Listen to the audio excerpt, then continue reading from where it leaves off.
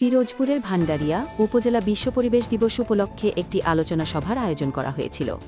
অনুষ্ঠানে পরিবেশের উন্নতি এবং ভান্ডারিয়াকে পরিষ্কার পরিচ্ছন্ন রাখার বিষয়ে গুরুত্বপূর্ণ কথা হয়। বক্তারা বলেন, পরিবেশ রক্ষা করার জন্য আমাদের সবার সচেতন হওয়া খুবই জরুরি। প্রত্যেক দোকানের সামনে ময়লার ঝুড়ি রাখতে হবে এবং যেখানে সেখানে ময়লা ফেলা যাবে না। ডাস্টবিনগুলো ঠিকভাবে ব্যবহার করতে হবে। এছাড়া অবৈধ পার্কিং, ফুটপাত দখল এবং রাস্তার ওপর গাড়ি রাখা বন্ধ করতে হবে। ট্রাক এবং মিনি ট্রাক লোড আনলোড শুধু রাতে ৯টা থেকে সকাল ৮টার মধ্যে করতে হবে। রাস্তার দুই পাশে রিকশা, ভ্যান এবং অটো রাখা নিষেধ। ফুটপাতের উপর দোকানও বসানো যাবে না।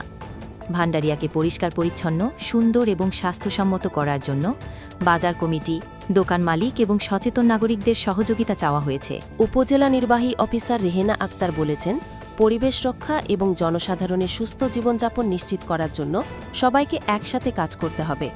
আর কেউ যদি এই নির্দেশনাগুলো অমান্য করে, তাহলে তার বিরুদ্ধে আইনি ব্যবস্থা নেওয়া হবে।